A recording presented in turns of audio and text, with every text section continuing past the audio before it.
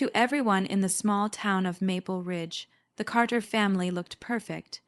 Daniel Carter was a successful businessman who drove expensive cars and donated money to local charities. His wife, Rachel, was admired for her warm smile and friendly personality. Together, they lived in a beautiful house with large windows, a perfectly trimmed lawn, and a white fence that made it look like something from a magazine.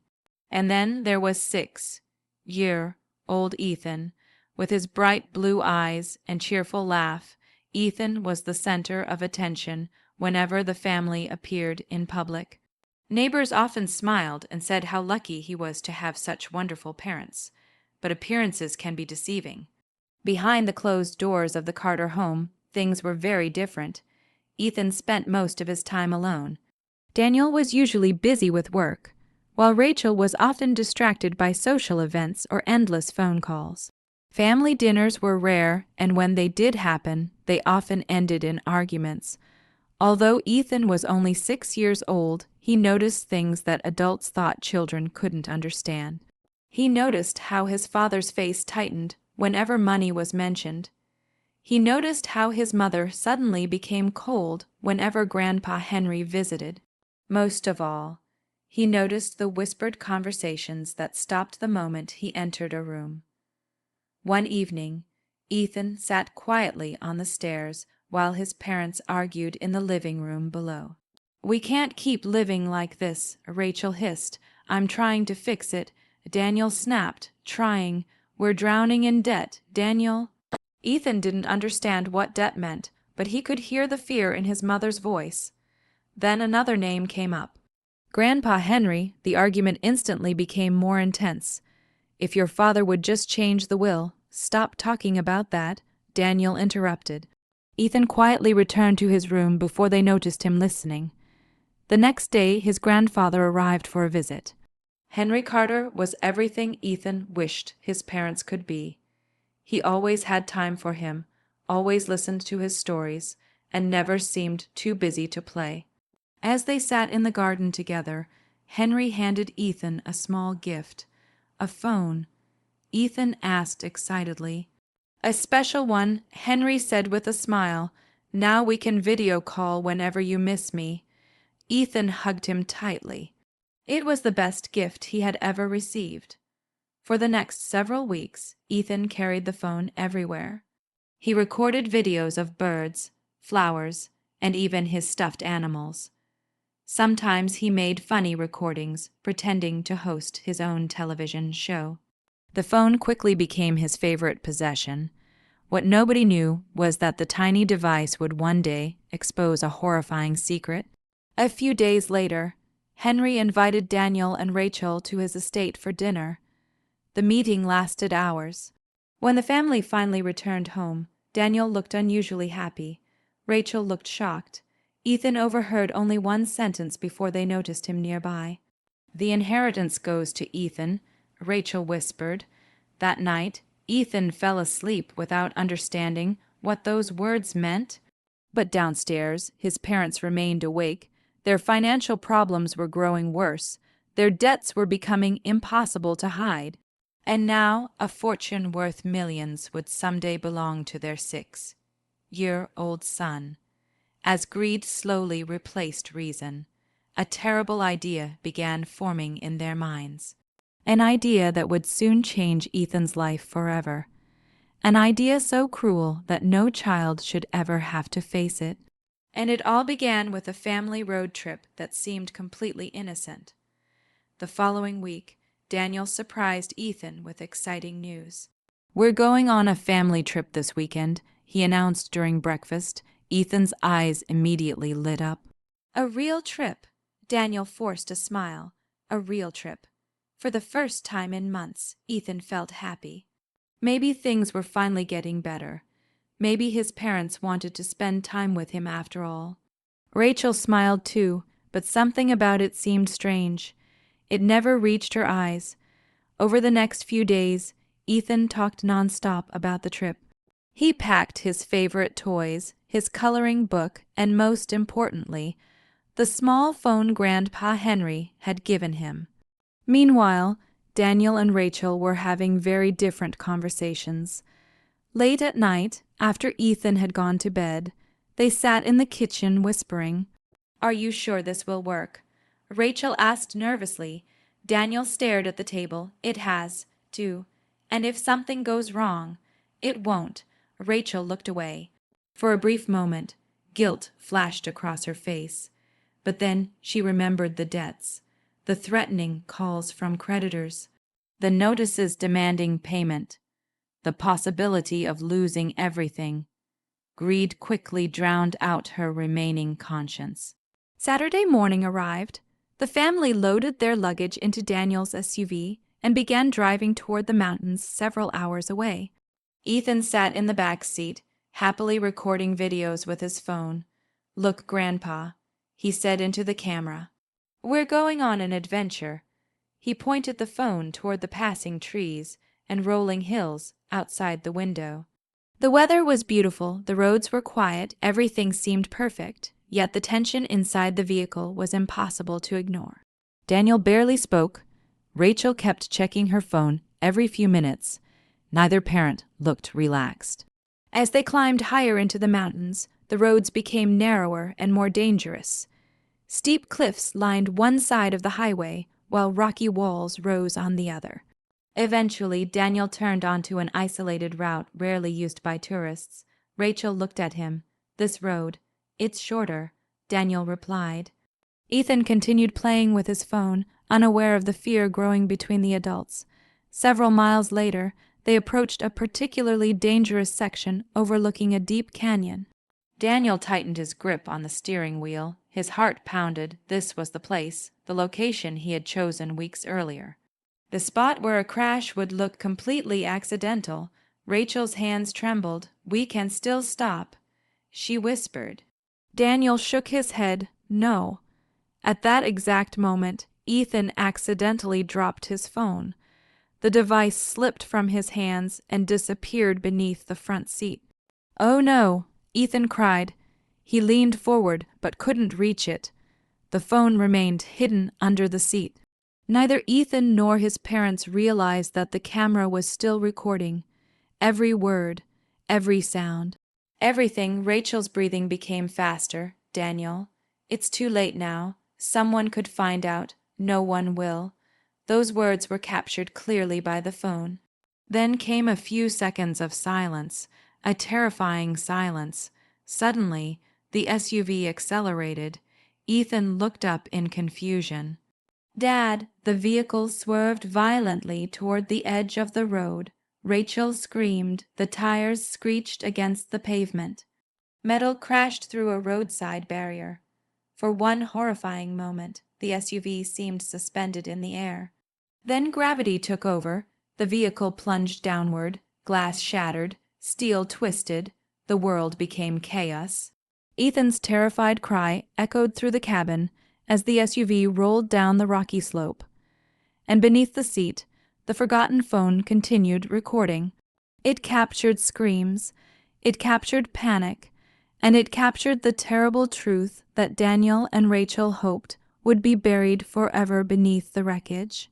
But fate had other plans, because while the crash was meant to end Ethan's life, it had just created the evidence that would eventually destroy theirs. When Ethan opened his eyes, everything hurt. A bright light hung above him. Strange machines beeped nearby.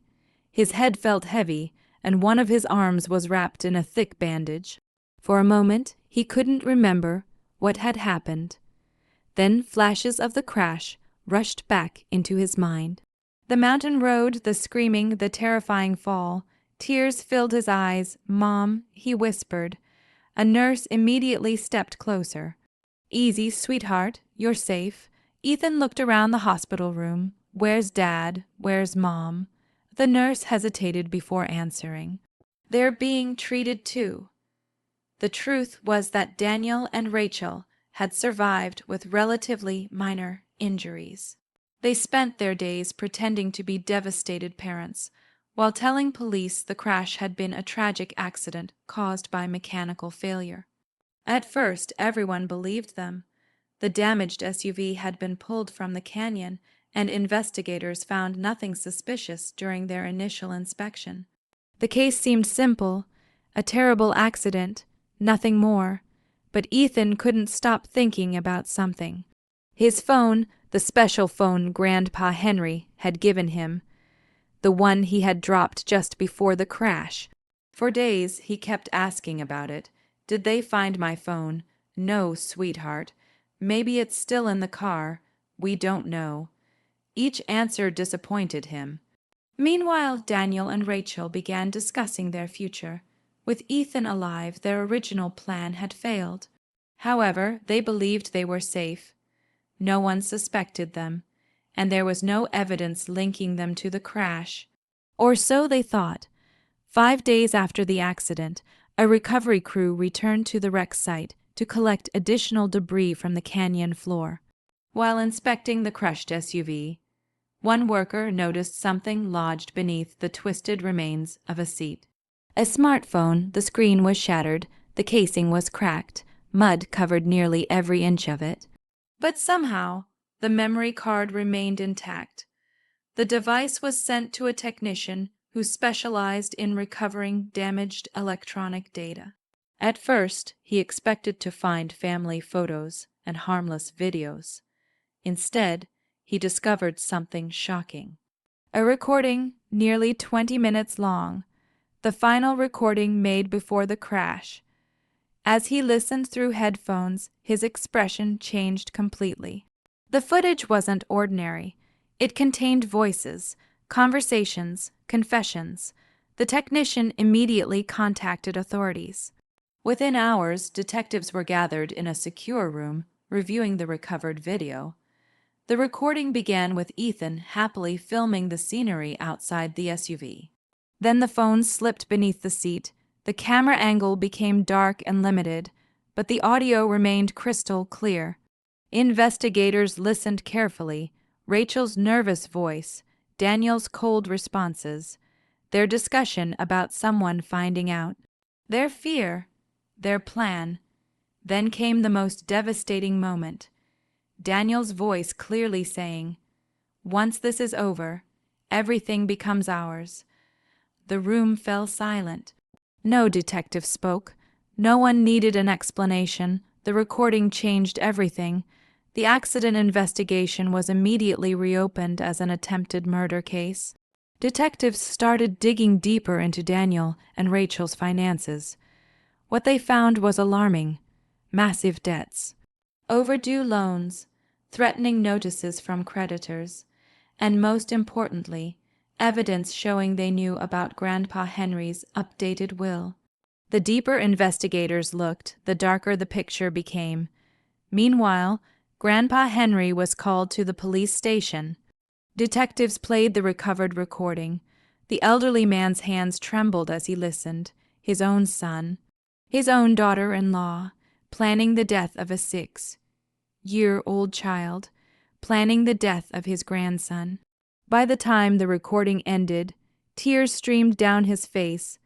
The betrayal was almost impossible to comprehend. But one thing was certain. The truth was finally coming to light, and the little phone Ethan loved so much had become the most important witness in the entire case. The evidence Daniel and Rachel thought would never exist was now in police hands. Their lies were beginning to crumble, and justice was moving closer with every passing day. The weeks following the discovery of Ethan's phone changed everything. What had once been considered a tragic accident was now one of the most shocking criminal cases the state had ever seen.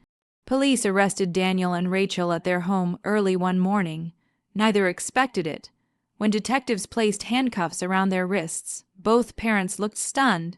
"There must be a mistake," Rachel cried. Daniel tried to remain calm. "You have no proof." The lead detective looked at him for a long moment.